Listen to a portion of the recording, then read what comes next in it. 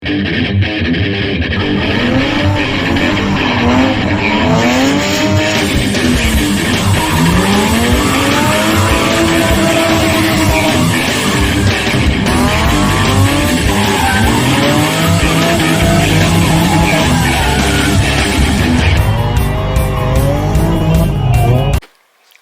the 2Js end up being way longer. Come up here. All right, so I got two options. Either I do a chase-based tuck radiator down here, and I get to keep my hood hinges, I think. But I have to cut out this stuff, some of the ribbing on these. So I need to either get the radiator now and do the cutting, but the only way I'll ever be able to replace that is by buying another chase-based radiator. So the $400 or $500, whatever they are, I have to buy that every time if I ever replace the radiator. Now, we have an old radiator we took off my son's car over there somewhere. So on those, it's actually an IS300 radiator. We can remove this section and frame it out and just do like a bar out here, mount it, and we'll have to scoot the radiator further back to get the fans in and everything. So that whole piece will have to come this way. Then I'll have to pin the hoods. That's the downside of this. I'll have to run hood pins because I'll lose my latch. So if we do that, I think the radiator comes out further. That gives us a ton of room, and I think there's plenty of room still in here to do the intercooler and everything. So oil coolers and all. So I've got to make a decision. So, you know, if I buy a Mishimoto $300 radiator versus the Chase Bays and we crack it up or something, or have a problem with the radiator, I can grab just a cheap radiator if I don't have a lot of money, and I can just throw it in there. You know, I don't have to worry about buying a Chase Bays, and that's the only option I got. So I'm debating on what I need to do here just to have, you know, if I ever have any radiator issues, and is the Chase Bays going to be enough to cool this thing? So that is also the question. Yeah, so if I don't tune it on E85, you know, maybe may run hotter, you know. I don't know. That's my dilemma right now on top of the wiring. So I'll probably end up having to set the motor back in and having to make a decision, test fit a radiator, and if I do have to cut all of it, or if I just can't figure out how to lay it out, I may just go ahead and get the Chase Base and cut it all out before we get it to paint. So that's my next dilemma outside of the wiring harness. And then I got to do some angle mods. But we'll get to it. It'll take a while, but all we can do is all we can do. But, all right, here we go. All right, so I've got into a mess. Yeah, this is crazy. So that's this half of the wires. I got them all labeled. And these go from, some go to that fuse box, some go to those relays, and some goes to just going into the cab of the car to the ECU, so they don't even go through this fuse box. So, yeah, there's a lot of shortening going to have to be done. So if I had any suggestions at this point, what I would say is shorten them as short as you can on the first cutting. When you mark them, follow them all the way and cut them as short as you can, at least between the fuse boxes. Because once you get past that, the passenger side fuse box, it's going to lead up to where it goes to the ECU. So I would just I wouldn't go further than that until I got it in the car and see exactly what my length needed to be. So that being said, there's still going to have to be a lot cut off of that. But what you'll end up doing is having to cut 2 or 3 times. If you don't, so if you do like I did, number them, you know, 1 on one side, 1 on the other, and cut that one. That way you can find the other one, so stretch it way out and take big sections out because there's a lot in between it. And they run some wires run from this fuse box to that fuse box, and then they jump into another wire that goes out to the ECU. So there are 3 different wires off of one wire, and it's kind of crazy. So just keep up, pay attention, mark everything down. Yeah, I mean, it's going to be a pain, and don't get frustrated, but there's a lot to it. It's pretty, yeah, there's going to be a lot to it. But once we get the soldering, you know, then we can maybe fish through them a little better. I'm just kind of separating everything right now, just trying to, you know, overall lengths and stuff. I'm not sure what I'm gonna do in the cab of the car, so I don't have it in there trying to test fit everything at the moment. So that's why I'm still out here fooling with it, because I don't know what I'll end up doing inside the car. But yeah, that being said, I think I'm gonna stop here for tonight. And this will take me a while. It won't be done in a couple of days or anything. It'll take a few days. I still actually am waiting on some heat shrink and some other stuff. So it'll take me a few days to get everything together, and I'll have to make a decision on what I'm doing in the cab of the car, and then I'll go from there. But all right, here we go.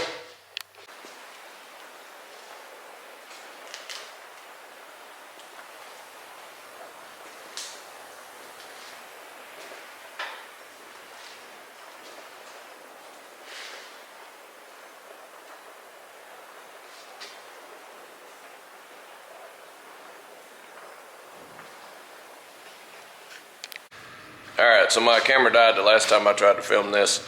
This is like the next day or so. We're going drifting in the morning. My rollback's out running. I'm ready to get to it. Alright, but this is where I'm at with the S13. Ready for the body man.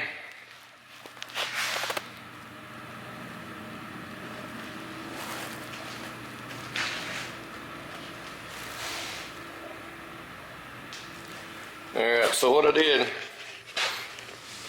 is this is like a 1 inch, 1.5 inch flat stock, and so I cut out the factory stuff because it was rotted out here, but I ended it with the plate. But so like this is double the height.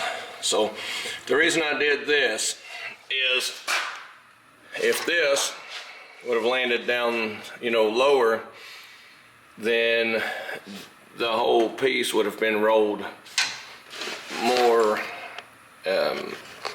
down. I mean, so I would have had to lower the top part to make that land right there. And so had I not brought this up, this would have been almost too low, and it'd been about where it was factory. So I added that just to elevate it, to move it up. And then I've seen some where they come off of this and actually turn, you know, that way.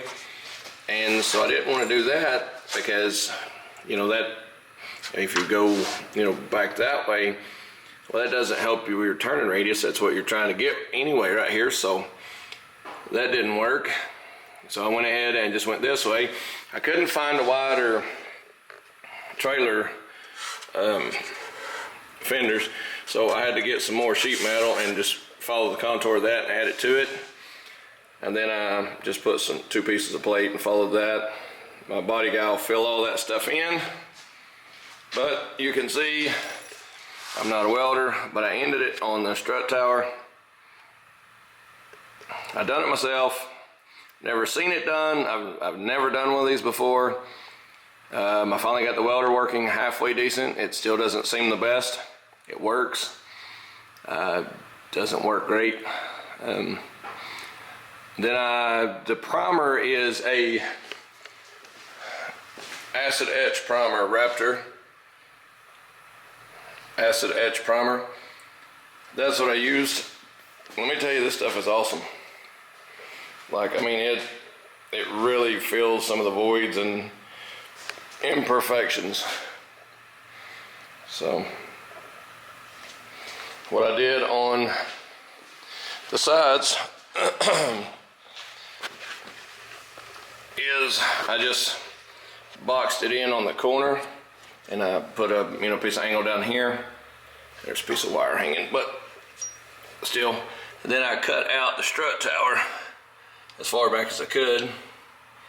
Had to put a plate in on this side because it was completely rusted through. And I put these small pieces. That made it more sturdy once I put those on. I just locked it in. And so, alright, so the kit for one of these tubs I think I seen $600, not counting shipping and or taxes or any of that stuff. I might have 3 and some change in it, maybe. I may have a little more than that, but I have quite a bit of material left. You know, I have, you know, another piece of plate, some of the grinding stuff, some of the stuff for the welder. Some of that was included in what I bought. So I'm gonna say roughly about 300 bucks finished product. $20 a can for the acid etch primer. In case you decide to go that route, it's $20 a can. Yeah, it's ready for the body man. I don't know if I did a good job or not as far as what the body man will say. I don't know. I feel they're fairly straight. They're at the same elevation, pretty close, best I can tell. I've measured all I could. You know, there's some places you just can't really measure off of anything. So, I mean, that's what you got. My first attempt at doing S13 tubs. And that's the finished product, at least till the body man gets a hold of it, and then he's probably gonna cuss me. But that's what we got. So, yeah. It is what it is. I've never seen it done before. I didn't watch any YouTube videos. I've only actually seen one car that actually had these that I've noticed, you know, so I don't know, maybe once you get paint on it, it may look bad, I don't know, but it looks okay for, you know, never done it before and hadn't welded in forever, so yeah, we'll see where it goes. And now I think I'm gonna start on the wiring. That doesn't cost me anything. That way the engine block is at the machine shop, getting all that balanced and all that ready. I don't know how much that'll be, but once I get that squared away, got a couple of rentals empty. I may have to jump on some rentals and work on that. And I got one to go into court and all this other stuff. I hate court. But yeah, that's the tubs on the S13. All right, here we go. I'm feeling high.